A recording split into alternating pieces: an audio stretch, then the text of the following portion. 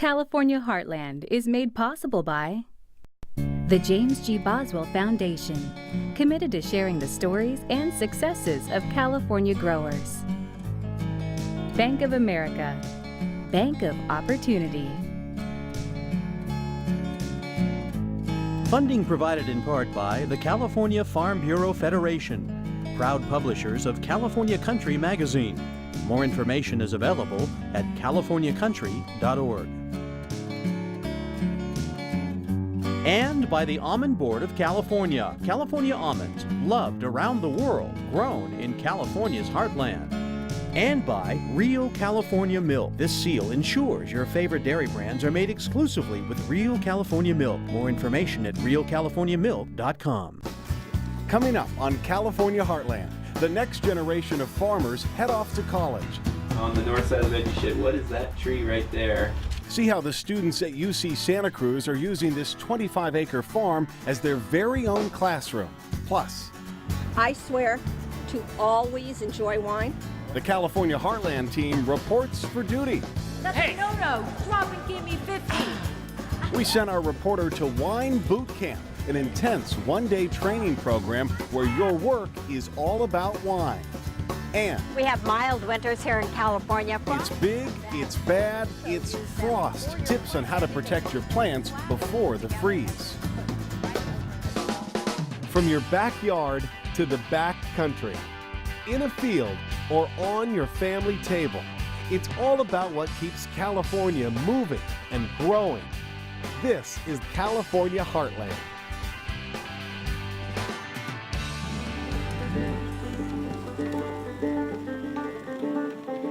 This is the intersection of farming and higher learning. A place where the next generation of farmers are rewriting the book on how fruits and vegetables can and will be grown. Some of these are looking better than others, huh?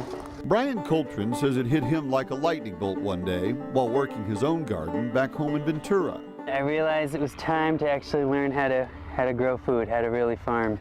For the past 40 years, the University of California at Santa Cruz has been refining the art of organic farming. So can you name any fruits in and around the garden that bear on current season's growth? You've heard of language immersion. Well, this is the same thing, only farming. That tree we were talking about with the starlings recently. Figs are another current season's growth, yeah. Every year, the university handpicks about 40 men and women for this 6-month apprentice program. Their classroom is this 25-acre farm in the hills overlooking the Pacific Ocean. They even live here. We've had a huge interest in the last 8-10 plus years, folks coming from urban areas who want to do essentially urban renewal and urban greening, but purely from a food perspective, so the food is being grown right where the people are. The program is all about using the earth and Mother Nature to nurture and protect our crops. This is growing in the middle of this broccoli field because this plant attracts other insects that will eat the predatory insects that are on your broccoli? You know, it's a dynamic process and somewhat of a mysterious process too, not entirely well understood, but researchers are definitely building knowledge about it, and that's one of the reasons that it's being so widely adopted both by conventional and organic growers. You know, here on California Heartland, we talk to a lot of farmers, and they all have the same worries about the future. Who's going to continue farming? Because my children don't want to be part of the next generation of farmers. Paul Richardson was surrounded by ag land growing up in nearby Pescadero. That's super abundant at this time of year. He only gave farming a second look when the farmers who'd always leased his family's land started cutting back. Richardson now sees a future in specialty crops for restaurants, but he's most interested in cultivating a different way of life. There are a lot of things about agriculture that are, especially in the realm of health and lifestyle and community, that really aren't matched by anything contemporary.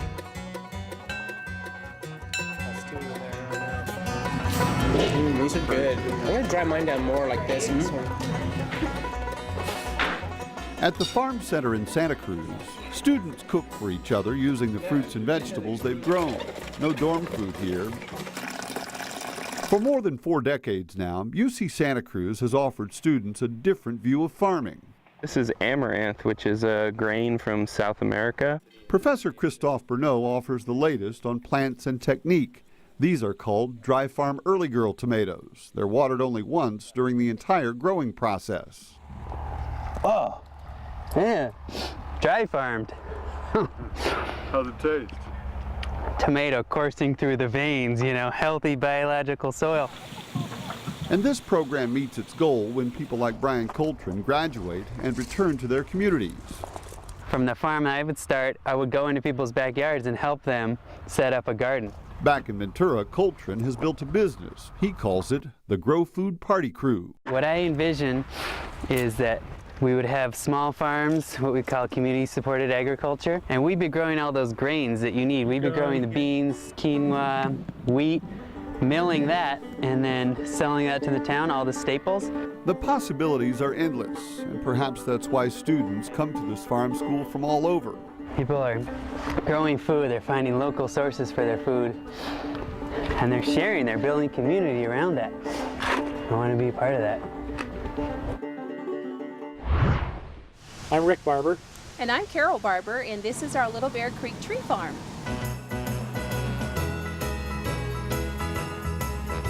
We're located in Alta, which is about a half-hour east of Auburn. The farm was actually established about 1958. We bought the tree farm about 4 years ago, but we've been coming here with our family for, gosh, since about 1984, 85. There you go. All right, good job. We grow primarily red fir, which is also called silvertip, and also white fir. They're more of a classic type of Christmas tree. The white fir is a little lighter green, has kind of a golden brown on the bottom of the branches, and the red fir or the silvertip is more of a dusty blue green, and it kind of looks like a hairbrush. The needles are the whole way around the top. We have customers that come from all parts of Northern California. They start down at our little gift shop area and take their own saw. They either can hike or they can ride. We do offer a traditional Jeep ride. It's a destination, not just let's go grab our tree and run home. Seeing the families here during Christmas, 2 and 3 generations, that's what we work all year for. Endive, it's a California favorite. The leafy vegetable can be cooked or served raw in your favorite salad. And did you know it belongs to the daisy family? It's also loaded with vitamins, potassium, and minerals. Food and lifestyle expert Laura McIntosh is bringing it home, from the crops to your kitchen. Well, thanks for joining us, everyone. We're ready to start our recipe with Michael. We're doing an endive, however you pronounce it, salad. Yep, Belgian endive salad. So first we're going to candy the walnuts. Right, and we've started that a little bit. There you go. Yep. Okay, what we did, you guys, before is we just took a little sugar and some water. Give you a little salt. We put it in the pan, put a little salt on them. Am I using should I move them with a spoon? Yeah. Because I know caramelizing can be funny, but we need to get them all nice and, there you go. Just stir brown. them Look at that, how gorgeous that is. So all we did was we took water and sugar and we let it brown or caramelize. Once we saw it starting to turn brown, we threw in our walnuts. All right, and it's as easy as that. Now, of course, we already have some done, so we'll show you those. Yeah, we have those right here. Yes, look at that. Next. Do you know there are over 30 varieties of walnuts, different varieties of walnuts? I didn't know that. So, yeah, absolutely. So try and find some unique ones and caramelize them. They'll be delicious. This is our endive or endive. That's right. From the lettuce Belgian family. endive. It's Belgian, yep. Yeah. And That's the taste. just Why about all are you we'll using need. that in this salad? I mean, you've got some really heavy nuts, caramelized, nice sugars. Well, it's a nice bitterness. It's a good contrast. Good. And then we'll sweeten it out with the orange segments. Perfect. Okay. So we're just going to cut these in half and cut them slightly on the bias. Right. And are we throwing it in the bowl? Yeah, if you want to throw that in the bowl. Okay. And some shallots. A little bit of shallot. All right. All of them? Yeah, that's fine. Good. Okay. Little orange segment. This is our sweetness. Yep. We're bringing in some sweetness It's a now. Valencia orange. And all of them and the juice? Yes. Okay. That'll help sweeten the vinaigrette a little bit. Oh, and you said they were Valencia, right? Okay. So we have a little Dijon vinaigrette. Let's talk about that. What are the components in the vinaigrette?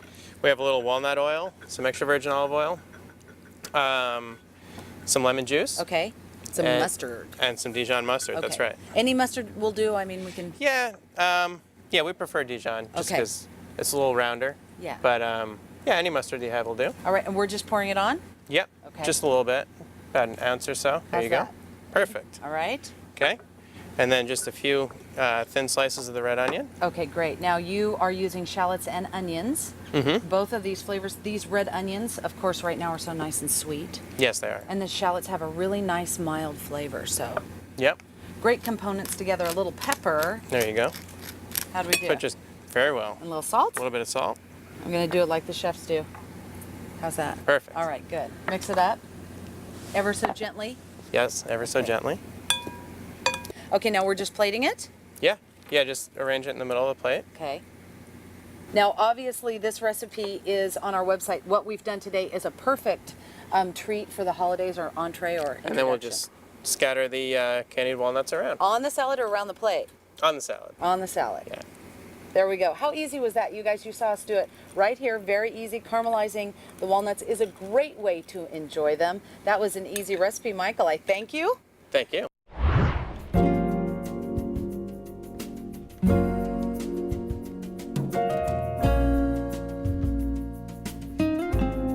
As breathtaking as they are, orchids can be pretty intimidating flowers.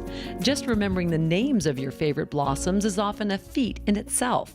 So you've got oncidiums, you've got paphiopedilums, you have phlegmopediums, you've got phalaenopsis, masdevallias, cymbidiums. And assuming you get past the tongue-tying nomenclature, there's the other challenge, keeping the darn things alive. But fear not, help has arrived. David Stanley is the Orchid Wrangler, an award-winning orchid florist from West Hollywood who's made it his mission to make orchids easy for the rest of us.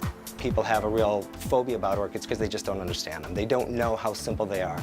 And a little bit of an understanding of how they grow helps you to understand how you can better take care of them. And once you understand that, it's a piece of cake. This particular genera is the Oncidium, or you can call it sweet ears. I like sweet ears. I think I'll stick to that. There's a great Oncidium that's out there if you want to ask for it by name. It's called Sherry Baby, and it's S-H-A-R-R-Y-B-A-B-Y, Sherry Baby. It looks like this, except it's kind of a purpley crimson color, but it smells like chocolate. Oh. It's sort of like a cross between vanilla and chocolate, and it will perfume an entire room. Orchids first took root in Stanley's life with this now thriving plant that he found 15 years ago on a friend's porch, shriveled and nearly dead. I took it home and I watered it, and I put it under a tree, and about 2 weeks later, it just completely inflated. It lifted up its leaves. It started growing new roots. It looked beautiful, and 3 months later, it bloomed so gloriously. I mean, it was like Easter Sunday, and that was it. From that moment on, I was completely transfixed, and I just had to learn everything about orchids, and that's where I started my collection. And as his orchid collection grew, so too did his near encyclopedic knowledge of the flower. That's how an orchid grows in the wild. Very interesting. It Isn't that looks great? like an alien. Yeah, well, that's why people thought they were parasites. I mean, it's very ominous looking. It looks like it's sucking the life out of a tree. But it actually isn't. It just attaches themselves. They're very clever. This flower mimics a moth that lives where this plant lives out in the wild. And the flower looks exactly like the moth. It does look like a moth, Yeah. doesn't it? So what happens is moths land on it, try to mate with it, and that's how they pollinate themselves and continue their species. This one behind me here, this is an orchid, great. right? I love this. This is Vanilla planifolia. It is a long vine that grows along with these beautiful variegated leaves.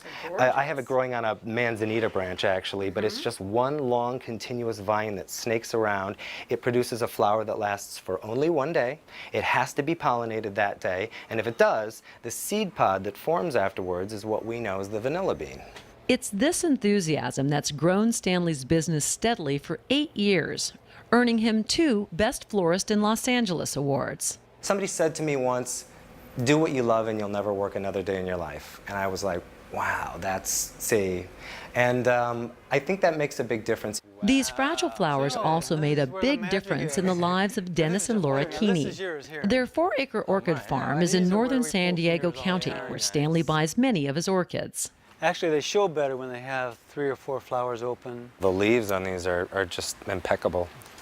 Yeah, we spend a lot of time with the leaves. You know, they only grow 3 or 4 leaves a year, so the employees know that they're golden. For Dennis Keeney as well, all of this sprouted from a backyard collection 25 years ago. And it was just a hobby that got out of control. I can see. Yeah. Today, Keeney ships more than 5,000 orchid plants a month, sharing his colorful passion with the rest of the country. These, I just think, are delicious. These colors are magnificent. Yeah, these are really vibrant. Now, they call the smaller flower, still a phalaenopsis, they call it a novelty. While Dennis Keeney tends the greenhouse, Laura Keeney arranges the orchids and captures their colors on camera for their retail website. For them and for Stanley, orchids represent far more than a livelihood. What's the draw? Why do people love them so much? Well, they've always been exotic and hard to come by. And they're understated, but very stately at the same time. They're just a universal flower. I think they just take people away to another place. I think you look at them and you just see how unbelievably beautiful they are, and they usually aren't something that people grew up with. You know, you grow up with roses, you grow up with dandelions.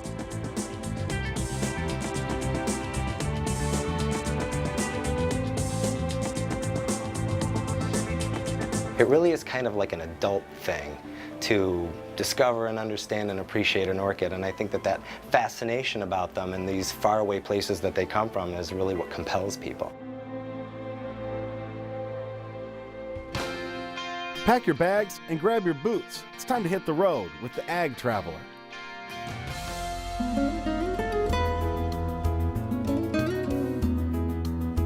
You may have spent time in California wine country before, but you probably never experienced it like this. I swear to always enjoy wine. To always enjoy.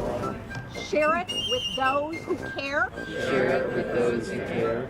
Wine Boot Camp is an intensive one-day training program where the focus is learning about wine from start to finish. It's been sitting in the barrel since last September. It's the only program where you get to spend the day seeing it from vineyard through bottling. And it's the perfect day trip for friends, family, or work teams, including our own team, the producers of California Heartland. Keep going, keep going, keep going. People who come to Wine Boot Camp are people who would take the rafting trip, not the bus trip. They are people who want hands-on experience. This intoxicating basic training starts at a rendezvous point in Santa Rosa, and from there, there's no going back. You know, if you are hardcore into wine, this is definitely an experience for you.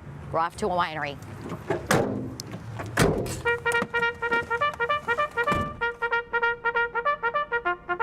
Attention! Our first maneuver, harvesting grapes at the Valdez family Silver Eagle Vineyard in Sonoma County. We got these 4 rows for you guys to pick. We're wasting time. We gotta get to work. Okay, ándale, ándale, ándale. After receiving our orders and getting some special equipment for our mission, the troops fall out, get down, and dirty. We took out at least a row all by ourselves, you know, the 3 of us. Oh, thank you very much. So it was a lot of fun. Company Calhart was ready for battle. Just right there. Just right there, just where Yep. it's green. Yep. You want to get where it's nice and green. Yep. For Valdez, who produces some 3,000 cases of wine a year, this boot camp is a chance for him to show recruits what it takes to be a leader in the wine industry. What you add is love and passion. That's what I got. We did the work, now we get to get the fruits of our labor. So onward we marched. Okay, more like road to the next winery and the next step in winemaking. These are our grapes. We picked these grapes. 5 volunteers.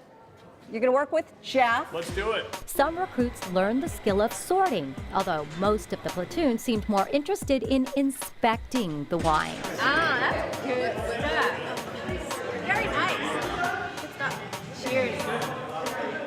After a hot day working in the vineyard, this was the best part of the whole thing. Yeah, you said a hot day. It's only 10:30. Yeah, I got you. That's even better. Yeah. Next, recruits put their noses and taste buds to the test, learning about the many different flavors used in blending. You only have 4 flavors that you get on your tongue. You get sweet, sour, bitter, salty, and you have over 10,000 aromas that you can smell. Which is why Major Barbara Drady, the creator of Wine Boot Camp, put us through the paces in an aromatic challenge. You have in front of you a palette of 21 aromas. Go through and try to put those all in your smell memory. I really taste the honey, and it just might be because I'm that sweet. So what do you... At this point, the recruits were in need of a daily ration. Hot gourmet meals are part of the deal. Time to reload, and then on to the next training exercise at Bonovia Winery. The next stage is one serious workout for our campers and the grapes as the color and flavors are extracted from the skins. The final drill for the platoon, wine blending, where you get to mix your own private blend, a little cab, a little pinot, a lot of tasting.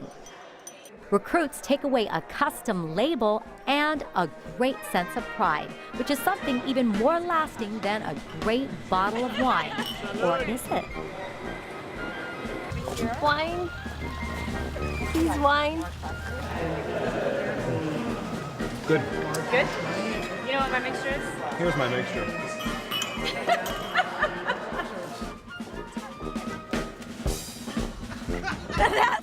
That's what I'm talking about. Hey, that's Hey. a no-no. Drop and give me 50. John, again.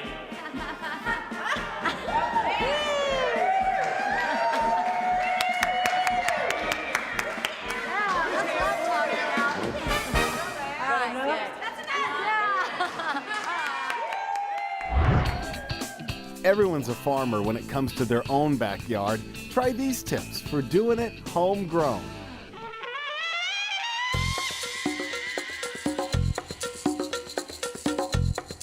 It's big, it's brutal, and it's got the potential of killing everything in your backyard in one fell swoop. What is it? Well, it's frost, and it's inevitable. But I have some tried and true tips on how you can prevent frost from killing all your plants. Let's start with the basics. First of all, you need one of these. It's a thermometer. Don't trust radio and television reports. You need to know the temperature in your own backyard. Check it out before you go to bed. If it's clear, cold, no wind, and temperatures in the 30s, you may need some frost protection for sensitive plants.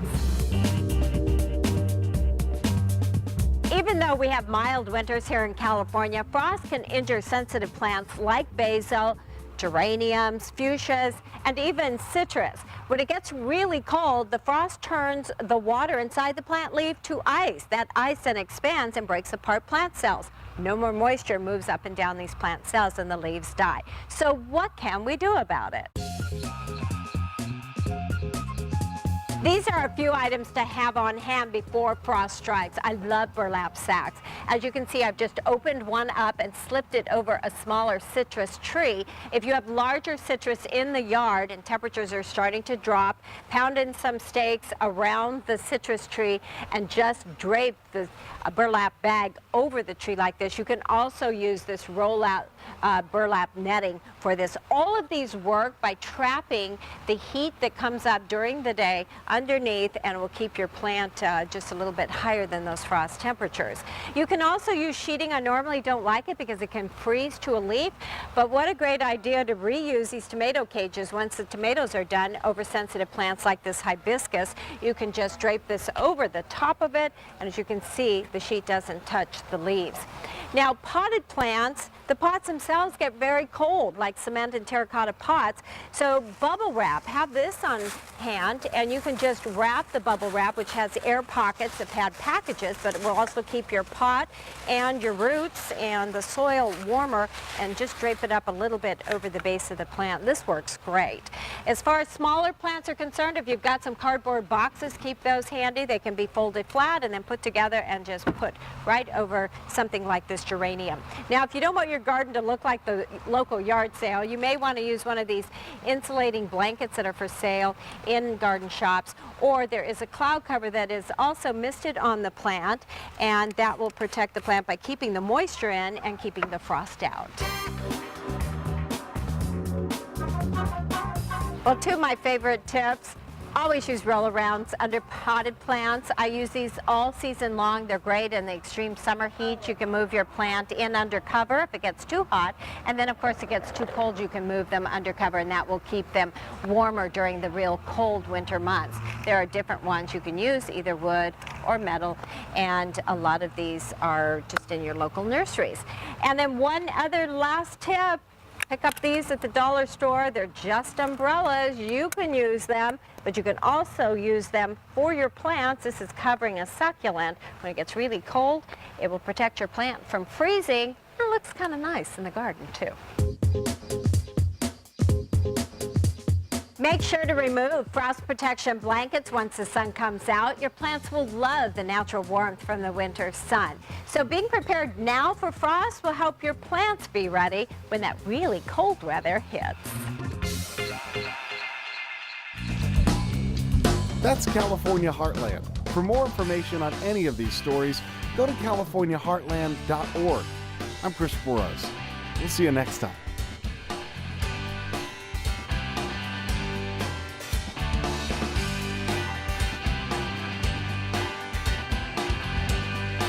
To order a copy of this show, visit us online or call 1-888-814-3923.